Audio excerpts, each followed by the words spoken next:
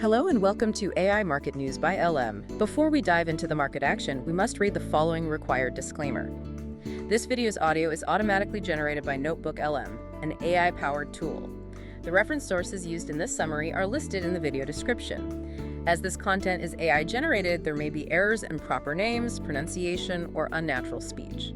This video does not provide investment or trading advice. Please make investment decisions at your own discretion. Welcome to the deep dive. We've looked through the prepared resources and really drilled down into what seems like the defining theme this week: global chaos versus U.S. containment.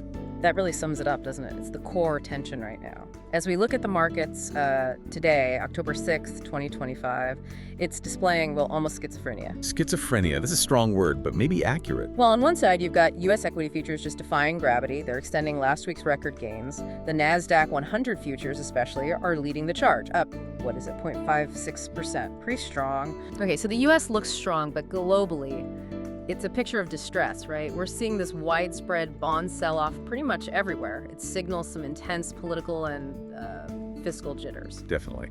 And that fixed income chaos is really driving the U.S. dollar index higher. It's up 0.66% at 98.062. Quite a move. And we see that stress clearly in the yields. Exactly. U.S. 10-year Treasury yields are floating around 4.119% to 4.157%.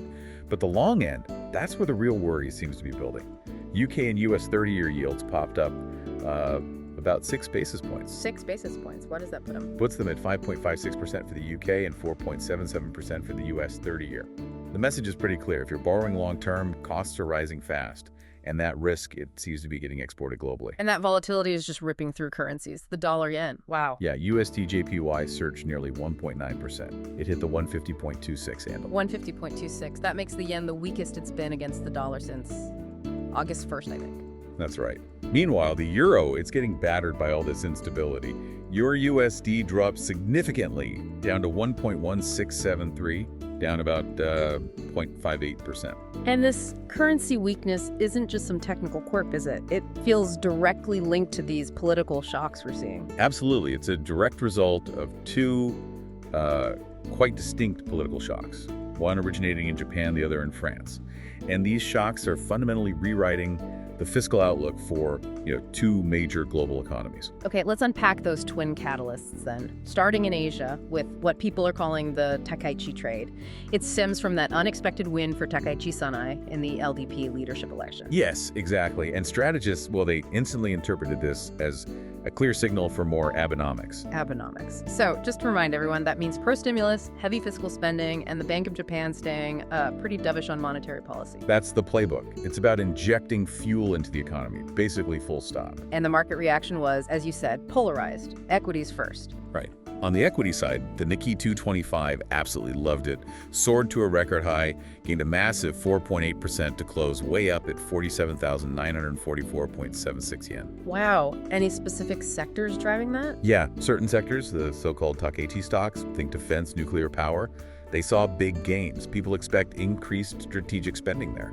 But the bond market, Yeah. the ones who have to lend the government the money, they reacted differently. Oh, completely differently. They absolutely balked. Ultra-long Japanese government bond, JGB, yields surged dramatically. Why? Concerns about fiscal expansion, more debt issuance down the line. How dramatic are we talking? The 40-year JGB yield rose an astonishing 13 basis points. 13, up to 3.51%. 13 basis points on the 40-year. That's a huge move. We're seeing that classic steepening of the yield curve, aren't we? Precisely. So the bond market is essentially betting against Japan's long-term financial health, its fiscal sustainability, even if things look okay in the short term. That's a good way to put it. And the near-term monetary outlook kind of reflected that split. Market swaps pricing for, say, an October Bank of Japan rate hike. It dropped sharply. How sharply? It fell from over a 50% chance down to only around 20%. So the market's saying, okay, maybe no rate hike protection soon, but serious debt expansion feels like it's definitely coming. Okay, this brings up that crucial question about global contagion. Why does a domestic political shift in Japan ripple out globally like this? Is it just the sheer volume of JGBs held around the world? It's the volume, yes, but also maybe the relative lack of diversification for some investors. Based on the prepared resources, Goldman Sachs strategists specifically pointed out that, say, a 10 basis point Japan bond shock could translate into maybe 2 to 3 basis points of upward pressure on long-term bond yields in the US, Germany, and the UK. So Japan is essentially acting as a net exporter of bearish long-term rate shocks. That's the idea, because of its massive debt load and these expected fiscal policies now. And that potential spillover risk, that's only amplified by the instability we're seeing unfold in Europe, specifically France, right? That seems to be the key driver for the euro weakness today. Yes, absolutely. The French political crisis is reaching almost absurd levels. The French Prime Minister, Le Cornu, resigned after only 27 days in office. 27 days? Yeah, just hours after his new cabinet was even named. I mean, I think I've had milk cartons that lasted longer than that administration. It really speaks volumes about the difficulty in governing or finding political consensus there right now. It does, and that level of instability raises immediate governance concerns. French assets tumbled in response. The CAC 40 index fell 1.5%. Major French banks like Société Crédit Agricole, BNP Paribas, they fell over 5% today. Ouch. But the real headline, and why this matters so much for the wider Eurozone, is that bond spread, isn't it? That's the one to watch. The French 10-year yield rose 11 basis points today, up to 3.61%. And this pushed the spread over German bonds. You know, the key gauge of risk and liquidity in the Eurozone pushed it to its highest level this year. It's nearing 90 basis points now. Nearing 90 basis points, that's a massive risk signal flashing. Analysts think it could hit 100 basis points if they call new snap elections. That's the fear. It highlights these severe concerns about France's ability to manage its large budget deficit when there's this kind of political paralysis. And this turmoil, this was the primary driver for that 0.7% drop in the euro against the dollar we saw earlier. So just to recap the global picture, we've got Japan injecting huge fiscal stimulus fear into the long end of the bond market. And France injecting political risk fear into the European bond market. Yeah. That's the global chaos story in a nutshell. Okay. Now let's switch gears back to the US, where equities seem to be largely shrugging off this international turbulence. What's driving that optimism? Is it Q3 earnings hopes or just this relentless AI momentum? It's probably a mix of both. The underlying US economy, it does remain pretty resilient. And that forward-looking sentiment around tech, especially AI, is incredibly strong. And earnings expectations. Well, according to the input sources, Goldman Sachs predicts S&P 500 companies will actually beat consensus estimates for Q3. Now, the consensus itself calls for about 7.2% year-over-year profit growth. Which is the smallest rise in 2 years, right? It is. But Goldman's view seems more bullish, buoyed by this continuing, maybe even accelerating, AI infrastructure investment cycle. Let's zoom in on AMD for a second, Advanced Micro Devices. Because of the scale of their new contract with OpenAI, it isn't just large. The warrant structure is so bullish, it really demands attention. Oh, absolutely. The deal's expected to generate tens of billions of dollars in new revenue for AMD. Tens of billions.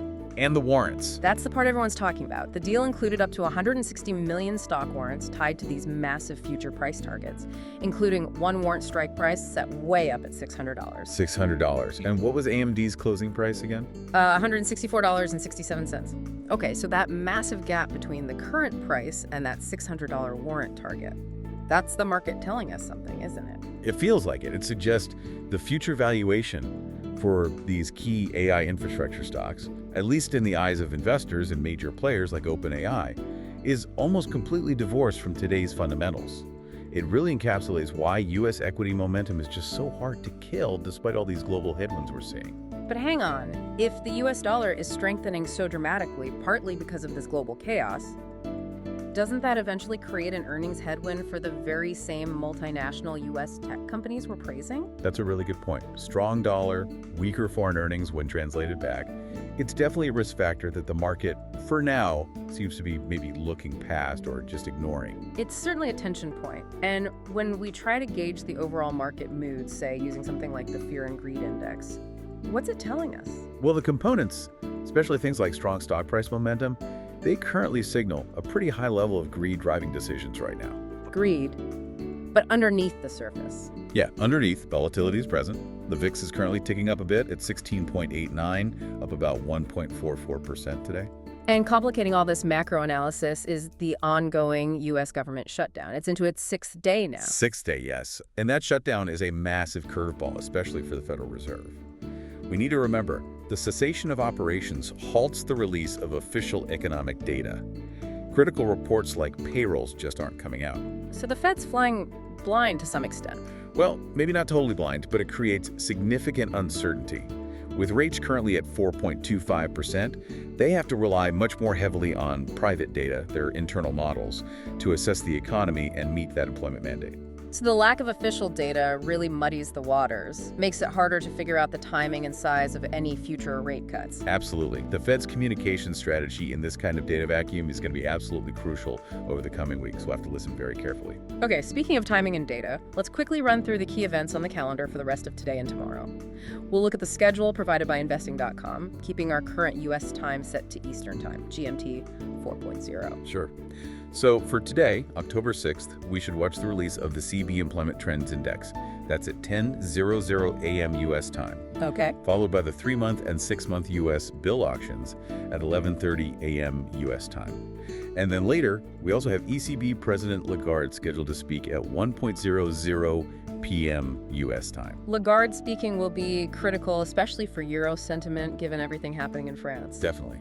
But maybe the most anticipated event, especially after our discussion on the Takaichi trade, that's actually scheduled for tomorrow, October 7th. Which is? It's the 30-year Japanese government bond auction. It happens late, 11:35 p.m. U.S. time tonight, effectively tomorrow morning in Asia. Ah, the 30-year JGB auction. That will be the real acid test, won't it? Testing investor appetite for that long-term Japanese debt, given this whole new political and fiscal outlook. Exactly. If demand is weak in that 30-year JGB auction, well, we could potentially see a fresh wave of that bearish rate shock exported globally.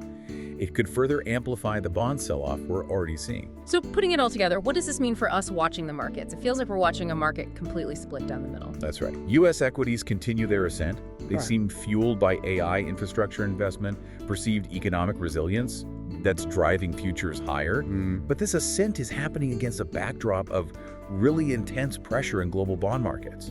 That pressure is driven by political instability in France and this unexpected debt-heavy shift in Japan's fiscal outlook. So the key dynamic is the U.S. bond market seems contained for now, but global yields are exploding higher elsewhere. Exactly. And we have to closely monitor which side of this market's schizophrenia breaks first. Will the U.S. containment hold, or will the global chaos spill over more significantly? That's the big question this week. A fascinating and slightly unnerving picture. We'll definitely keep watching. Thanks for watching. Don't forget to like and subscribe.